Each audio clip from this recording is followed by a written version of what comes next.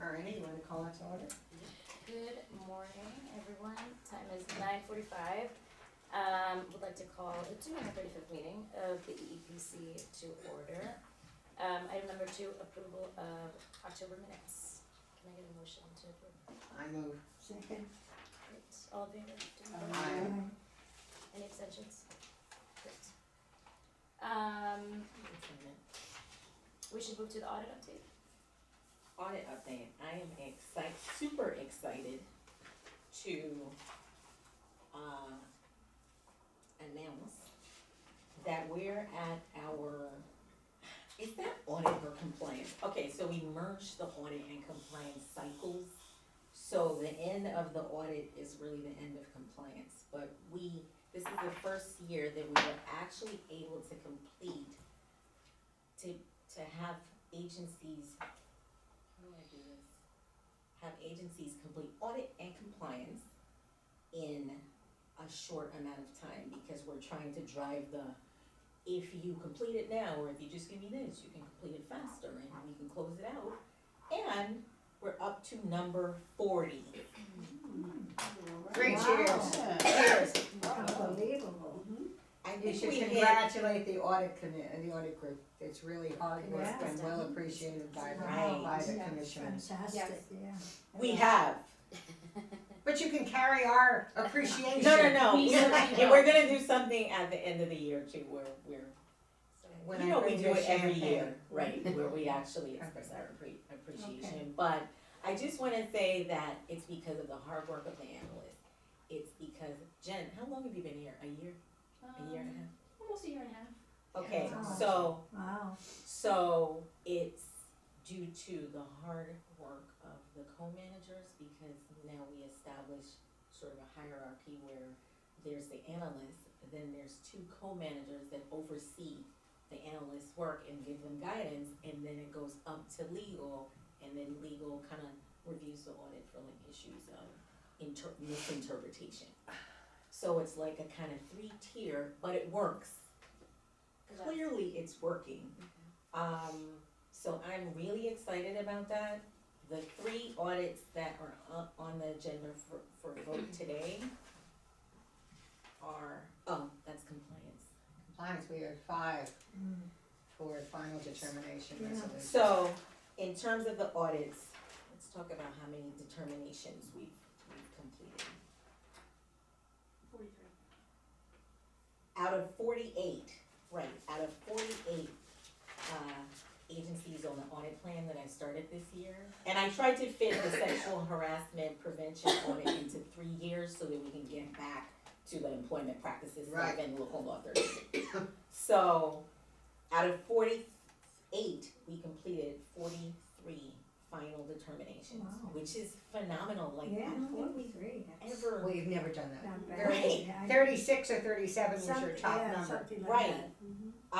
So I'm just really excited about that, and so we have 5 PDs left, and I believe they will be done by the end of the year. We are all working very hard. The analysts are very much on board with getting all of the PDs and FDs out by the end of the year, so that come 2020, where our agencies are either completed in compliance or in compliance monitoring. We're not doing any more 2019 audits in 2020. That's our Right. plan. That's terrific. And they even have a little competition where they ring the bell every time they're done with They it. do? So whenever we hear the bell ring, we run out like, another one. It's like So, yeah. a pause, clap, and then resume whatever it is that You I don't didn't give work them to an apple? Something for their achievement? An apple, a pear, a tangerine. Congrats to you Yeah. and to the team. Any questions about this before we move on to votes? Great. So you can do you wanna do the final determination, Read them in. well, no, that's the votes. Okay. I move that resolution 2019 AP/2030/2030-219 Department of City Planning. Resolution 219 AP/235-474-219 Brooklyn Community Board Number 4. Resolution 2019 AP 235-781, 219, Department of Probation, Resolution 219, AP 235-261, 2019, Department of Youth and Community Development, Resolution 2019, AP 235-475, 219, Brooklyn Community Board Number 5 be approved. Second, Second? all in favor? Aye. And abstentions? Great. Okay, so those are the five, right, so Wow. let me just read into the record that these are the five, final determinations that were up for vote, and we have five more by the end of the year. Yes. Okay, And last item, compliance update, compliance resolutions. Today, we are voting on the following three resolutions. Resolution number 2019 AP 235-474 2019, C38 Brooklyn Community Board number 4. Number 2, resolution number 2019 AP 235-073 2019, C39 Board of Correction. And the last one, resolution 2019 AP 235-781 2019, C40 Department of Probation. Can I get a motion? I make a motion to accept? Second, is there a second? Aye. All in favor? Aye. Aye. Any abstentions? Great. do you wanna talk about compliance, about the agencies we voted Can I on, or ask a any question? experiences? Of course. Where are we with the city council? We aren't. We have not received anything. They have provided no updates, and as per our standard practice with conducting audits, after 3 months of no updates or any significant updates or movement, I, as the Director of Compliance, sent a letter to their EEO officer, which is scheduled to go out today, with a reminder that they owe us an update at the beginning of the year, and encouraging them to reach out so that we can work with them to try to get them into compliance. This is what we do for all agencies, and City Council will be no different, so that letter should be going out today. And what's the next step, assuming that you get no response? The next step, I think we would have to then escalate it, and it would usually be an I would agency head send to a the letter agency head. to the agency heads, and then the commissioners would then send a letter, saying that, expressing concern, and the agency will then be found non-compliant. At the point when it gets to the commissioners can discuss it here in the meeting and determine the next steps. But typically, the EPC's next step would be to find the agency non-compliant. I mean, I think it's unfortunately You've sent a list of coupled these. with what's going on with them, with their staff politically. And I don't know that, I mean, I think we're caught up in that morass at this point, is where I come out. That's the reason for asking the question, just knowing where we are in terms of the ladder. Okay. We've had conversations with them, if we see that the audit has been conducted and the conversations basically have no movement whatsoever. No movement, so, They don't even wanna I'm acknowledge that the signing audit that. has been conducted, because Right. they feel that if they didn't participate in it, it was not conducted. However, we tried to explain to them, if someone is auditing if we're auditing an agency and they don't provide us with anything, then we have to make a finding that they're not compliant, we have no other recourse. So simply because you didn't provide us with any information doesn't mean that we didn't conduct an audit and make findings, and that's why they have the findings that they have. and the thing is, the audit is your demonstration, your response is your demonstration of your level of effort. Sure. So, Here too. they did give us some documents. However, most of the findings say they didn't demonstrate the level of effort required, whatever it is, for that standard. So, we considered the documents that they gave us, Yes. in the process. But when we get to a stalemate, there's not much we can do. Any other items for discussion? compliance, like Sheree said, we have 43 out of 48 have either completed compliance or in compliance. Right now, we have 15 from this audit plan that are in compliance monitoring. And 2 of those agencies only have to do their final action memo, so they will be done hopefully by the end of the year. And there's a couple that only have a few left outstanding corrective actions, so. Good. Yeah. I have 2 more questions. Uh-huh. The first question has to go to your hiring of, have you gotten approval to hire someone to deal with your economic analysis that you need based on the legislation that has been passed by the city council, because we are unable to do it without having the analyst that we need. So the last conversation we had with OMB, which was 2 days ago, was that consistent with all other agencies, they're moving our requests to the January plan for consideration.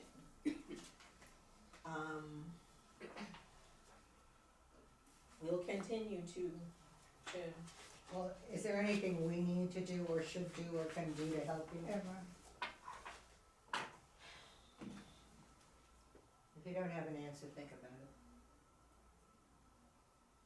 I mean, if there's something the chair could do to call somebody to push it. So, I mean, I don't know what level of participation during the hearing process, or whether it's preliminary or after.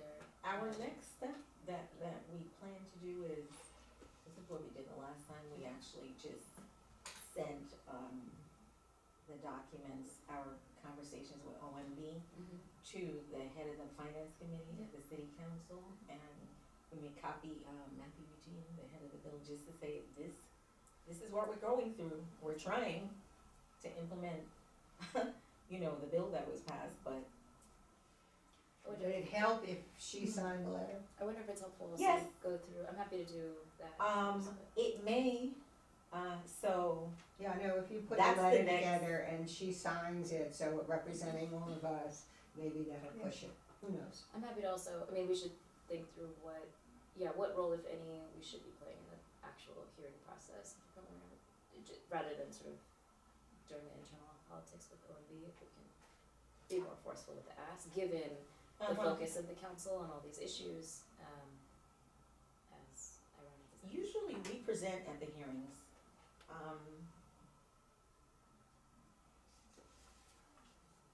Yeah, we can talk about that.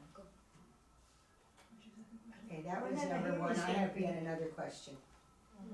Where are we in terms of trying to plan our next conference? Do you wanna update us at the next meeting? If we're planning our response to local law 13, that's taking up a lot. Okay,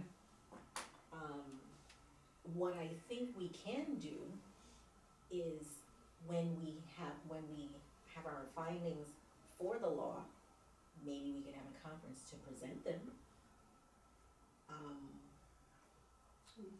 It's an open forum, and it's another avenue to,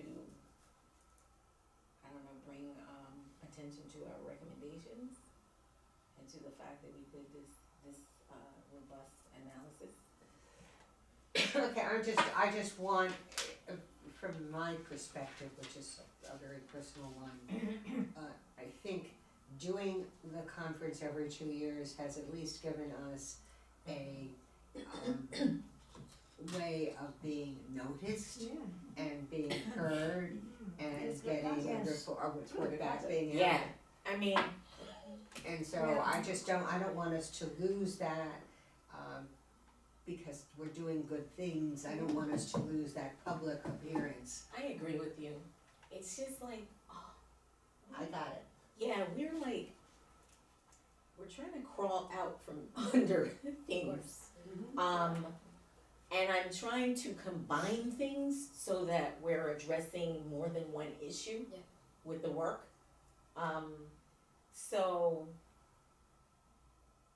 I'm gonna try to find a way that maybe we can get some information during the conference from the like encourage them to participate and they can use that information for the report. or Let's go something of back that to nature. the headlines that are being made and our mayor's answer to them, and starting back actually when the public advocate did her analysis, when Tish did the analysis of women being underpaid within the city.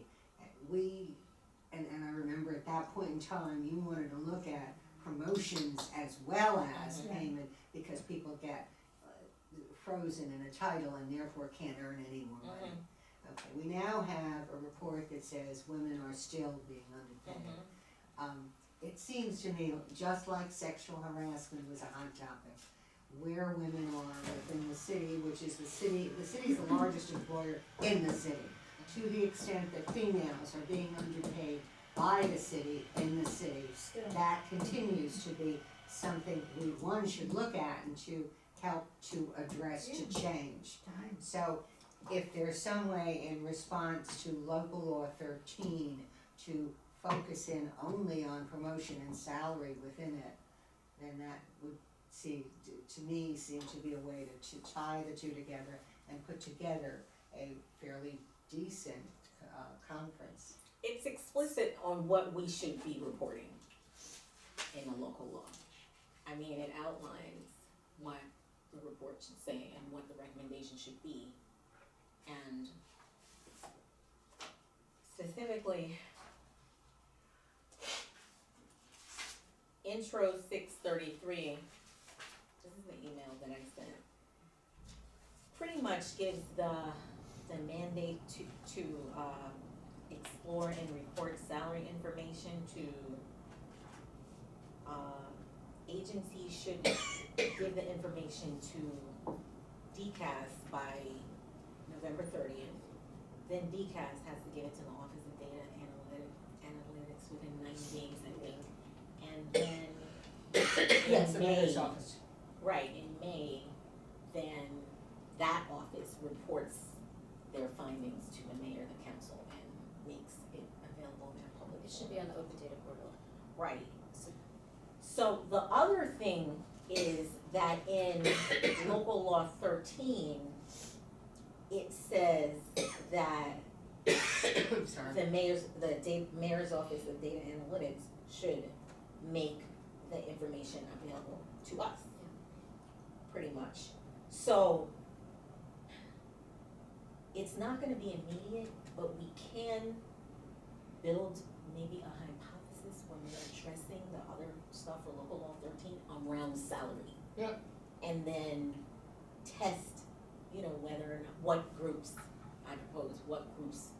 are impacted, because let's say we find that there's a title with, that are predominantly male and the salaries are higher. Well, clearly, right, it has an Uniform impact services. on, so we can report in that way and still report, we can still look at underutilization, look at or create hypotheses around what we think may be causing it or what the impact of the underutilization has, and then one of the hypotheses can focus on salary. Yep. So but that's not until the information is available in 2020, and then our report is available is May 2020. due in 2021. The first year that intro 633 requires reporting is November 2020. Yeah, so it's, I don't wanna wait till June 2021. That's a long way, Jesus. We knew that. oh, The no, data- right, this the month. agencies reported to Sure, but you're DCAS getting to be in a behind 2020. reader, you spent too much But time then with they me. may, Next year, DCAS yeah, then makes produces sense. the report, and then they, So theoretically, the data should be available, May of 2020. but You know even what? internally to Alright. us in a theoretical world at the end of this calendar year. At the end of this Sure. month. Like, I wonder if there's a way to access that data prior to. Well, once the agencies make it available to DCAS, then DCAS has, 60 days? You have 60 days to To get then- data analytics in. Right, so who knows what the agencies may make available, and then maybe they have. And we don't know how many somewhere else. extensions there'll be. Right, and and then make it available. But the thing that I'm trying to get out of, let me just put it out here, is the EEPC now being responsible for analyzing salary data when we have this other thing to do in our audits, and getting information in-house that we can't really touch Yeah. because we're doing other things. Yeah. So once we get it, we're responsible for it, because we've seen it. Right? What, let me, And then, let's so, pull back, because I don't wanna wait, as Arbor figured it out. And I don't wanna wait till June 2021. So I still think we ought to be talking about salaries and a disparity with salaries. Yeah. I still believe we have some of that data, or Oh, they access were? to the There's data, that, yeah, sorry, without, waiting for this data. So why don't we just leave it to discuss next time, but I think that's really what we should be looking at. And we should probably be looking at it next year. And you can find speakers that speak to, how you hire women into titles that appear to be precluded to them. I mean, I can't imagine that you can't find people that will talk about how you can hire female into the uniformed services. And we know without the information, we know that that's where the largest group of employees are, and we know that's where the highest salaries are, because they exist by contract. We know that. We don't need some of this empirical data. we need We it, definitely, Yeah, I think we we definitely need it. need this data. We need it, okay. 100%. we need it because the EPC is in the position to look at the data. Yeah. Right. We're a unique agency who, when we say something, they're gonna trust whoever we're saying it to, that we've done audits or done Right. some sort of Right, research. okay. So,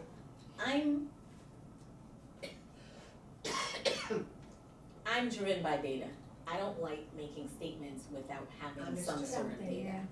yeah. The other thing is, we touched on this when we did the occupational segregation, Right. hearing. Right. When we talked about the fact that women are steered into certain titles. Right. You may not have underutilization because maybe they're not getting degrees in that title, and maybe there's no, the availability data says that women are just generally not. But still, you can have occupational segregation without underutilization, which is still sort of having an impact on women being able to make certain salaries because they just don't, maybe the culture of a place is such that women don't normally apply for jobs in that title. And so it doesn't really point to underutilization, but still, no women are there. Right.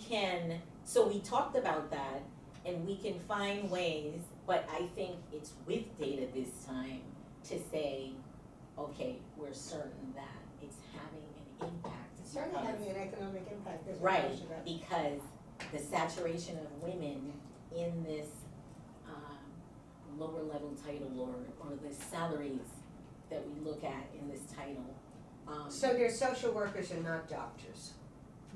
right, I'm Stuff just, like that. Yeah. but we definitely need to have the data. Yeah. To back it up. So Because you're- other than yeah, that, we're they just need kinda to like have it. preaching, and then our hearings, EEO officers and HR people come to us, so they know. Like, these are the people that know. And, which was interesting, because after we did the last hearing, we tried to survey the EEO and HR people and say, okay, are you interested in learning more about how you can conduct an occupational segregation analysis for yourself or something like that? And they were like, nah. You know, so it's, I guess, finding a way to, I think they just, the EEO officers and the HR people just feel like we're really preaching to the choir, and we need to find a way to get to. Well, we the tried to people get that in the they heads of report the to. department, we've tried that and nobody came. Right, at that hearing, we invited the council, we invited the members Yeah, of the but oversight nobody committees. came. Yeah, we don't, so it's finding a way to get to, and I think the only way we can do it, honestly, is to have the data and say the EPC has done Yes. you know, So then hundred we're and fifty frozen. audits. Yes. So we're frozen And in this June is twenty what- twenty-one. We're frozen in June 2021. I mean, this report will be publicly available May of next year, May 31st, Yeah. 2020. 2020. Not only us, but the entire public will know. My question was, to your point, Sharice, which I feel like that was no, if we were able to access the data prior to it being publicly available, the onus would be on us to then act on it, analyze it, do something with it in a way that's not packaged and neatly put together and properly analyzed by Right. data analytics. I And totally agree with also, are we kinda, I don't know, usurping their, that. Totally. their authority to do something with the data? I think it's, sorry. Go ahead. I think it's on us, to your point about delays, I think it's on us, like, the council members passed this law that now require reporting. Reporting bills are for naught if you're not gonna actually do something with the Right. data and hold the agencies accountable. I think this is a combo bill, maybe, I forget who the Yes. sponsor is. Might behoove us to, Council members, you, it might behoove us to reach out to, just to the council, to remind them that this is what the status is of this particular data in a way that is appropriate. I think that once we look at it in 2020, if we wanna do something more immediate, I know May is not immediate, but if we look at it and we, It's 5 months for Right 6 months. then. I'm So- fine. right, and right then, if we double back and we say, okay, we wanna say something now, and we can go back to looking for speakers, like we normally do, academics, basically. You can do that, And- you could do that before you can have the data. And you could decide you wanna do it in September of 2020. Gonna get the data in May, that puts you under pressure that summer. But having said that, we can really have speakers opining on the general area. I'm very interested in that, but I know the capacity on the team is strapped, and so I don't wanna put another, I think we can do it, but I would like to see the data, because I would like to invite a speaker that can speak on The whatever we find. yeah. Okay. The last, hearing, I won't say it. Cause I liked some of the speakers and then. Should we call the meeting? Are there any other items to discuss before we adjourn? No, I've asked all my troubling questions. Can I get a motion to adjourn? I move to Doing a adjourn. terrific job. Hammer. Yeah. Thank you. A second? Second? Great, all in favor? Aye. Thank you. Any abstentions? Wow. The meeting is adjourned. Very light tap. So, We have to turn that off. yeah.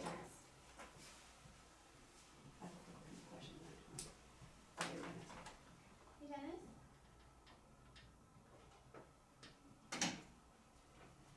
I've caused enough trouble. No, you haven't, I Oh. mean, these are questions that I. Yeah, we need to, ask.